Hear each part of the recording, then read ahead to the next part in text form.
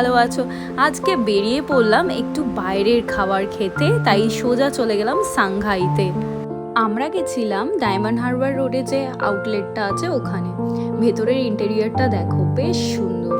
Actually মনে খুব ইচ্ছা ছিল যে একটু দীঘা বা মন্দারমণি গিয়ে এরকম বৃষ্টির ওয়েদারে বেশ বিচের ধারে বসে একটু কাঁকড়া ফাকড়া খাবো, আর তার সাথে তো যাই হোক, সেটা তো আর হয়ে উঠলো না।